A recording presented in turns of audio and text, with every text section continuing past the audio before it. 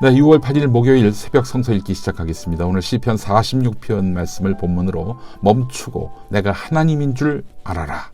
네, 이런 제목으로 함께 은혜 나누고자 합니다. 자, 여러분, 한국기독교장로회가 이제 생긴 지 내일 모레면 70년이 됩니다. 자, 그래서 하루 앞두고 6월 9일 바로 내일입니다. 내일 오후 2시에 분당 한신교회에서 한국기독교장로회 새역사 70주년 기념 예배와 선교대회를 열게 됩니다. 우리 모든 교우들이 함께 참여했으면 좋겠습니다. 업무 시간 때문에 어려우신 분들은 뭐 좀 어렵겠지만은 시간 가능하신 교우들은 분당 한신교회로 모여주시면 감사하겠습니다. 자, 오늘의 한마디입니다. 김수병의 마음의 발견에서 보는 것입니다. 자연을 친구로 삼는 것도 좋은 방법이다. 하루에 30여 분만 햇볕 속에 있어도 마음은 달라진다. 나무를 찾아 숲에서 사색의 시간을 즐기는 것도 좋다. 자연과의 교감은 삶의 의미를 재발견하는 계기가 될 수 있다. 사람과 자연, 그곳이 바로 당신의 피난처다. 네, 사람을 만드신 분도 자연을 만드신 분도 하나님이시죠. 하나님은 우리에게 피난처를 선물로 주셨습니다. 우리가 그 피난처를 찾지 않아서 그렇지 피난처를 하나님은 예비해 두셨습니다. 자, 오늘 시편 46편 1절에서 11절 말씀 제가 봉독하도록 하겠습니다.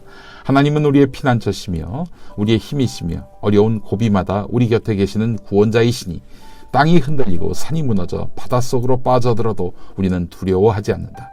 물이 소리를 내면서 거품을 내뿜고 산들이 노하여서 뒤흔들려도 우리는 두려워하지 않는다. 오 강이여, 그대의 줄기들이 하나님의 성을 즐겁게 하며 가장 높으신 분의 거룩한 처소를 즐겁게 하는구나. 하나님이 그 성 안에 계시니 그 성이 흔들리지 않는다. 동틀녘에 하나님이 도와주신다. 민족들이 으르렁거리고 왕국들이 흔들리는데 주님이 한번 호령하시면 땅이 녹는다. 만군의 주님이 우리와 함께 계신다. 야곱의 하나님이 우리의 피난처시다. 땅을 황무지로 만드신 주님의 놀라운 능력을 와서 보아라. 땅끝까지 전쟁을 그치게 하시고 활을 부러뜨리고 창을 꺾고 방패를 불사르신다. 너희는 잠깐 손을 멈추고 내가 하나님인 줄 알아라. 내가 문나라로부터 높임을 받는다. 내가 이 땅에서 높임을 받는다. 만군의 주님이 우리와 함께 계신다. 야곱의 하나님이 우리의 피난처시다. 네. 적군이 둘러싼 가운데서도 당신의 백성을 지켜주시는 하나님, 그 하나님에 대한 기쁨을 노래하고 있는 시편 46편. 시편 46편은 하나님께서 예루살렘을 사랑하신다, 이런 뜻을 담고 있습니다. 하나님께서 이스라엘을 사랑하신다, 그 뜻을 담고 있습니다. 시편 46편, 네, 5절을 보면은 하나님이 그 성 안에 계시니 그 성이 흔들리지 않는다. 동틀녘에 하나님이 도와주신다, 이 말씀이 있는데, 자, 이 말씀을 갖고 마틴 루터가 종교개혁 당시 내 주는 강한 성이요 라는 시를 썼다, 이런 이야기가 있습니다. 내 주는 강한 성이요의 영감이 된 말씀이 바로 시편 46편이라는 이야기입니다. 1517년 10월 31일 마틴 루터는 면죄부 판매에 반대하는 95개조 반박문을 독일의 비텐베르크 성당에 붙입니다. 이것이 가톨릭과 개신교의 분기점이 되는 종교개혁의 형성 계기였습니다. 종교개혁의 3대 모토가 무엇입니까? 솔라 스크립투라, 오직 성경, 솔라 그라티아, 오직 은혜, 솔라 피데, 오직 믿음. 네, 오직 성경, 오직 은혜, 오직 믿음. 네, 여기서 방점이 있는 것은 오직 믿음이었습니다. 바울의 뜻과 하나가 아닌가요? 루터는 겁이 많은 사람이었습니다. 1505년 7월 2일 부모님을 방문하고 돌아오는 길에 함께 동행했던 친구가 벼락을 맞아 죽습니다.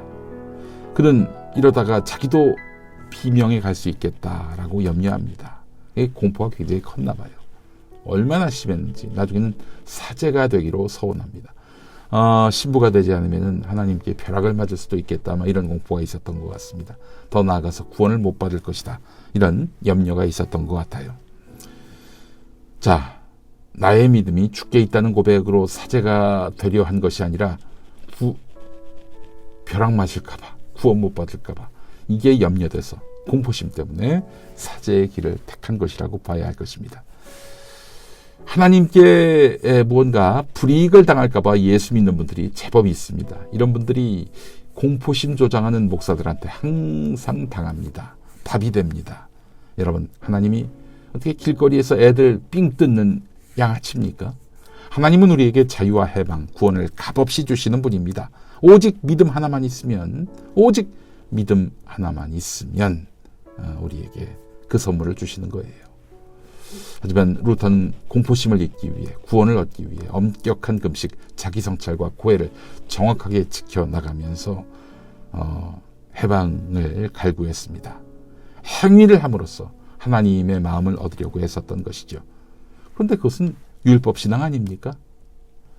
자기 노력으로 구원에 이르겠다는 마음 아니에요? 그런 사람한테 하나님이 왜 필요합니까?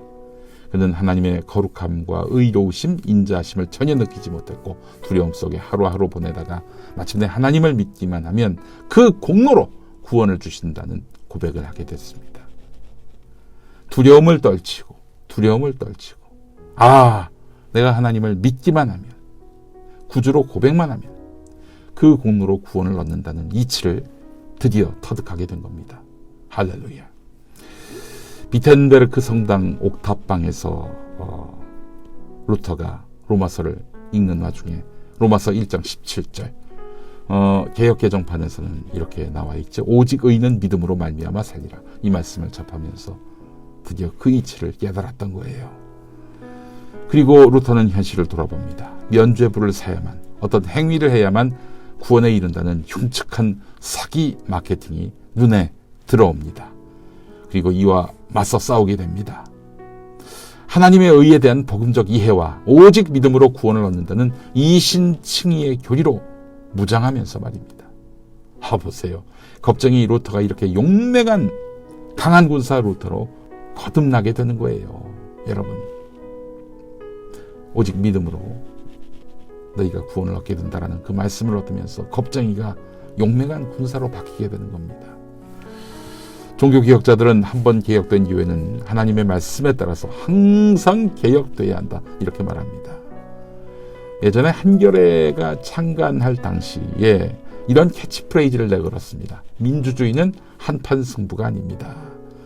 때는 1987년 대선에서 노태우가 당선될 무렵이었습니다. 유월항쟁을 이끌었던 시민들은 무기력증에 빠졌지요. 그러자 그렇게 무기력에 빠지지 말고 우리 처음부터 다시 시작하자. 신발끈을 다시 동여매자. 그러기 위해서는 좋은 언론을 만들자. 이 취지로 민주주의는 한판 승부가 아닙니다. 이 기치를 내걸었죠. 민주주의는 달성하는 가치가 아니라, 달성하면 그걸로 끝나는 가치가 아니라 계속 유지하는 가치라는 그런 이치를 깨닫게 된 것입니다. 그렇습니다. 종교개혁도 마찬가지입니다. 이것은 달성하는 가치가 아닙니다. 어느 순간 궤도에 올랐다고 판단하면 멈추는 게 아닙니다. 늘 새로워야 합니다. 내 믿음을 다시 한번 확인하고 이 믿음이 내 삶과 배치되는 일은 없는지 돌아봐야 합니다. 이 세상을 창조하시고 종말론적인 구원을 이루실 거룩하신 하나님을 믿는다면 우리는 오늘에 안주할 수가 없는 것입니다. 세상에 뜯어고칠 것이 얼마나 많습니까? 우리의 손길이 필요한 현장이 있다면 우리는 믿음의 행진을 멈출 수가 없는 것입니다. 오늘도 나를 개혁하는 하루가 됩시다. 의심적이면 땅이 흔들리고 산이 무너져 바닷속으로 빠져들어도 우리를 지키시는 그 하나님을 믿읍시다. 의심적이면 하나님만 믿읍시다. 그 믿음이 여러분을 구원할 것입니다. 함께 기도하시죠. 우리를 창조하시고 구원하시는 하나님, 멈추어 서서 주님이 하나님임을 확연히 깨닫게 하옵소서. 온유하고 겸손한 사람이 되어 하늘의 평화를 누리게 하시고 이 세상에서 끊임없이 반복되는 전쟁과 폭력의 고리를 끊어내는 평화의 증인으로 살아가게 하옵소서. 우리 주 예수 그리스도 이름으로 기도합니다. 아멘.